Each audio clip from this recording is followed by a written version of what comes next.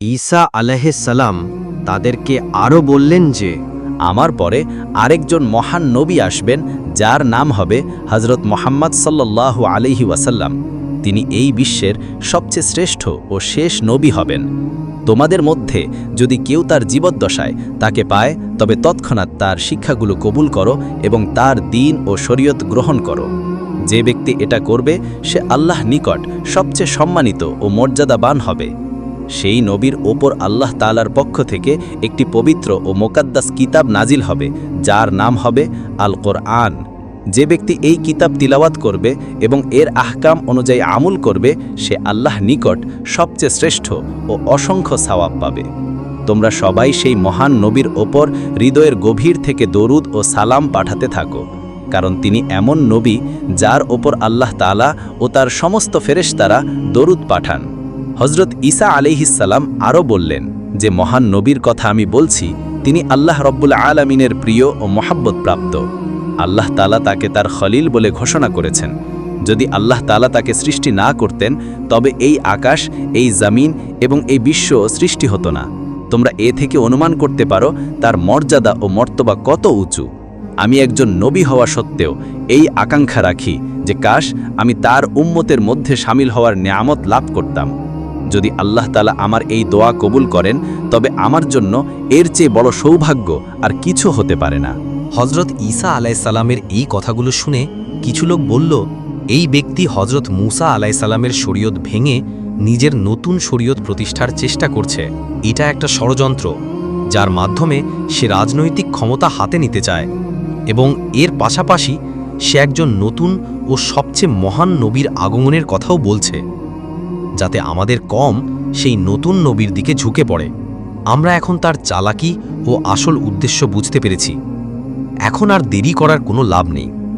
আমাদের তৎক্ষণাৎ বাদশার কাছে গিয়ে তার বিরুদ্ধে অভিযোগ করা উচিত, যাতে এর একটা শক্ত সমাধান করা যায়। সেই সময় বায়তুল মুকাদ্দাস ও সমগ্র জেরুজালেমের শাসন বনি ইসরায়েলের নিয়ন্ত্রণে ছিল, এবং সেই সময়ের বাদশা হজরত ঈসা আলাইসাল্লাম এবং তার অনুসারীদের কঠিন শত্রু ছিল। যখন বনি ইসরায়েলের মধ্যে এই বড় মতভেদ সৃষ্টি হল, তখন বাদশাহ হজরত ঈসা আলাইসাল্লাম এবং তার অনুসারীদের চিরতরে নিশ্চিহ্ন করার পরিকল্পনা করলেন। বাদশাহ একটি গোপন বৈঠক ডাকলেন এবং তার দরবারীদের বললেন, আমাদের পূর্বপুরুষদের দিন ধ্বংস করার ষড়যন্ত্রকারী এই ব্যক্তি ও তার অনুসারীরা আমাদের জন্য বড় হুমকি। আমাদের এদের এই দুনিয়া থেকে চিরতরে নিশ্চিহ্ন করতে হবে। এরা নবী ও রাসূলদের শত্রু, এরা আল্লাহর শত্রু। এই কাজে যে কোনো সাহায্য প্রয়োজন হবে আমি তা করব, কারণ আমি জানি এদের নিশ্চিহ্ন করা খুব বড় সওয়াবের কাজ হবে। বাদশার এই কথাগুলো থেকে স্পষ্ট ছিল যে তিনি যে কোনো মূল্যে হজরত ঈসা আলাইসাল্লাম এবং তার অনুসারীদের হত্যা করতে চান। বাদশার সমর্থনের পর সমস্ত বনি ইসরায়েল একত্রিত হল এবং সিদ্ধান্ত নিল যে হজরত ঈসা আলাইসাল্লাম এবং তার সমস্ত অনুসারীদের দুনিয়া থেকে নিশ্চিহ্ন করা হবে। এই ষড়যন্ত্রের অধীনে তারা নাবিয়ে আকরামকে হত্যার পরিকল্পনা করল। পরের দিন থেকেই তারা হজরত ঈসা আলাইসাল্লামের পিছু নিল, সব সময় তার পিছনে লেগে থাকল এবং নানা ধরনের চাল চিন্তা করতে শুরু করল। কিন্তু হজরত ঈসা আলাইসাল্লামের সত্যিকারের অনুসারীরা এই বিপদ টের পেয়েছিল, তাই তারা তাদের নাবির সুরক্ষার জন্য নিজেদের প্রহরায় নিয়োজিত করল। যখন বনি ইসরায়েল দেখল যে নবীর সঙ্গীরা সবসময় তার সঙ্গে থাকে, তখন তারা একটি নতুন চাল চালল। তারা ভাবল, যেহেতু নবীর সঙ্গীরা অস্ত্র ছাড়া থাকে, তাই প্রথমে তাদের উপর হামলা করে তাদের হত্যা করা হবে, তারপর হজরত ঈসা আলাইসাল্লামকেও শহীদ করা হবে।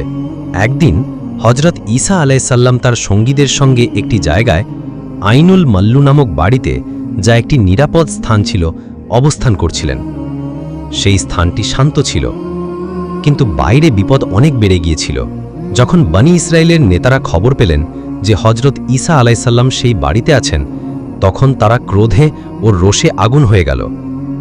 তারা তার সৈন্যদের সঙ্গে মিলে হজরত ঈসাকে গ্রেফতার করার পরিকল্পনা করল এবং সেই মুহূর্তে সেই বাড়িটি চারদিক থেকে ঘিরে ফেলল। সৈন্যরা জোরে জোরে দরজায় ধাক্কা দিল, চিৎকার করল, এবং অবশেষে তাদের মধ্যে একজন সৈন্য হত্যার উদ্দেশ্যে ভিতরে প্রবেশ করল। কিন্তু ঠিক সেই মুহূর্তে আল্লাহ তাআলা তার একজন ফেরেশতা পাঠালেন, সেই ফেরেশতা হজরত ঈসা আলাইসাল্লামের কাছে এসে বাণী পৌঁছে দিল, হে ঈসা, আমি তোমাকে আমার কাছে উঠিয়ে নিচ্ছি এবং তোমাকে কাফিরদের থেকে রক্ষা করব। এবং তখন একটি বড় মুজিজা ঘটল। হজরত ঈসা আলাইহিসসালামকে জীবিত অবস্থায় দেহ ও রূহ সহ আকাশের দিকে উঠিয়ে নেওয়া হলো। আর যে সৈন্য ভিতরে প্রবেশ করেছিল, আল্লাহ তাআলা তার উপর হজরত ঈসা আলাইহিসসালামের চেহারা দিয়ে দিলেন।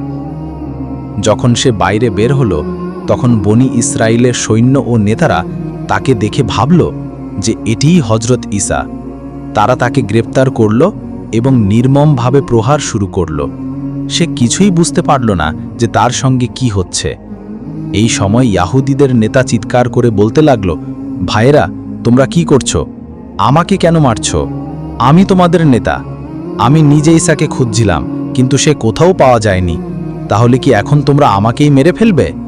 ইয়াহুদীরা তার কথা শুনে জোরে জোরে হাসতে শুরু করল এবং বলল, যদি তুমি আমাদের নেতা হও তবে বলো ঈসা কোথায় গেল? নিজের প্রাণ বাঁচাতে এখন কত অজুহাত দেবে? তোর মিষ্টি কথায় আমরা আসব না। আজ আমরা তোকে হত্যা করেই ছাড়ব। তাকে মোটেই জানা ছিল না যে তার চেহারা বদলে গেছে এবং সে হুবহু হজরত ঈসা আলাইহিসসালামের মতো দেখতে হয়েছে। আতঙ্কে সে আবার চিৎকার করে বলতে লাগল, ভাইরা, তোমরা ভুল করছো। আমিই তোমাদের নেতা। যাকে হত্যা করতে আমরা এসেছিলাম সে তো এখানে নেই। আমার মনে হয় সে একজন জাদুকর, কিন্তু কে শুনবে? ইয়াহুদীরা তাদের নিজেদের নেতাকেই প্রহার করে অজ্ঞান হওয়ার দশায় পৌঁছে দিল। সে বলতে থাকল, হে বনি ইসরায়েলের লোকেরা, আল্লাহর কসম, আমিই তোমাদের নেতা। আমি জানি না আমার চেহারা কিভাবে বদলে গেছে। যদি তোমাদের কাছে আমি হজরত ঈসার মতো মনে হচ্ছি, তবে নিশ্চয়ই এটা আল্লাহ রাব্বুল আলামিনের কুদরত। আমি এখন নিশ্চিত যে হজরত ঈসা আলাইহিসসালাম আল্লাহর সত্য নবী এবং আল্লাহ তাকে নিরাপদ রাখতে তার কুদরতের মুজিজা দেখিয়েছেন। যখন ইয়াহুদি নেতা হজরত ঈসাকে আল্লাহর নবী বলে মেনে নিল, তখন বনি ইসরায়েলের লোকেরা আরও বেশি ক্রুদ্ধ হয়ে গেল। তারা বিনা বিলম্বে তাকে তৎক্ষণাৎ ক্রুশে ঝুলিয়ে দিল। সেই নেতা চিৎকার করে বলতে থাকল, বাঁচাও, বাঁচাও, কিন্তু কেউ শুনল না। অবশেষে তারা তাকে ক্রুশে চড়িয়ে তার প্রাণ নিল। এই দৃশ্য দেখতে সেখানে প্রচুর ভিড় জমা হয়েছিল। যখন নেতার মৃত্যু হলো, তখন লোকদের মধ্যে বিতর্ক শুরু হলো। কেউ বলল, এটা হজরত ঈসা ছিল না, বরং আমাদের নেতা ছিল। আবার কেউ বলল, না, আমরা নিজেরাই হজরত ঈসাকে হত্যা করেছি। ইয়াহুদীরা নিজেদের মধ্যে লড়াই শুরু করল। তরবারি বেরিয়ে গেল এবং তাদের মধ্যে বড় ধরনের বিশৃঙ্খলা শুরু হলো। অধিকাংশ মানুষ হতবাক ও বিভ্রান্ত হয়ে গেল, কারণ তারা বুঝতে পারছিল না যে আসল সত্যটা কি। এই সব কিছুই আল্লাহ রাব্বুল আলামিনের কুদরতের মুজিজা ছিল। এই পরিস্থিতি দেখে হজরত ঈসা আলাইসাল্লামের অনুপস্থিতিতে অনেক লোক তার উপর ঈমান আনল। তারা কালেমা পড়ল এবং হজরত ঈসা আলাইসাল্লামের শরীয়ত অনুযায়ী জীবনযাপনের অঙ্গীকার করল। কিন্তু এখন প্রশ্ন ছিল, হজরত ঈসা আলাইসাল্লাম কোথায়? এই প্রশ্ন সবাইকে বিব্রত করল। লোকেরা তাকে খুঁজতে এদিক ওদিক ঘুরতে লাগল। কিছু লোক তার খলিফাদের কাছে পৌঁছে আসল সত্য জানতে চাইল। খলিফারা জানালো, আল্লাহ রাব্বুল আলামিন তার নবীকে সম্মানের সঙ্গে চতুর্থ আকাশে উঠিয়ে নিয়েছেন। হাদিস শরীফে বর্ণিত আছে যে কিয়ামতের আগে একজন শক্তিশালী কাফির আসবে, যার নাম হবে দাজ্জাল। যখন দাজ্জালের ফিতনা তার চূড়ান্ত পর্যায়ে পৌঁছাবে, তখন আল্লাহ রাব্বুল আলামিন হজরত ঈসা আলাইসাল্লামকে পুনরায় এই দুনিয়ায় পাঠাবেন। তবে এবার তিনি হজরত মুহাম্মদ সাল্লাল্লাহু আলাইহি ওয়াসাল্লামের উম্মত হয়ে আসবেন। হজরত ঈসা আলাইসাল্লামের আগমনের পর তিনি দাজ্জালকে হত্যা করবেন এবং মুসলমানদের সঙ্গে মিলে একটি ইসলামী ব্যবস্থা প্রতিষ্ঠা করবেন। এবার দুনিয়ায় ন্যায় ও ইনসাফের যুগ আসবে। হাদিস শরীফে এটাও বলা হয়েছে যে হজরত ঈসা আলাইসাল্লাম এই দুনিয়ায় পুনরায় আগমনের পর 40 বছর জীবিত থাকবেন। এই সময় তিনি ন্যায়, শান্তি ও ইনসাফের ব্যবস্থা প্রতিষ্ঠা করবেন। তারপর যখন তার ইন্তেকাল হবে, তখন তাকে রাসূলুল্লাহ সাল্লাল্লাহু আলাইহি ওয়াসাল্লামের রওজা মুবারকের পাশে দাফন করা হবে। আল্লাহ রাব্বুল আলামিন আমাদের সবাইকে হজরত ঈসা আলাইহিসসালামের এই গুরুত্বপূর্ণ ঘটনা থেকে শিক্ষা গ্রহণ করার এবং আমাদের জীবনে নেক আমল করার তৌফিক দান করুন। আমিন।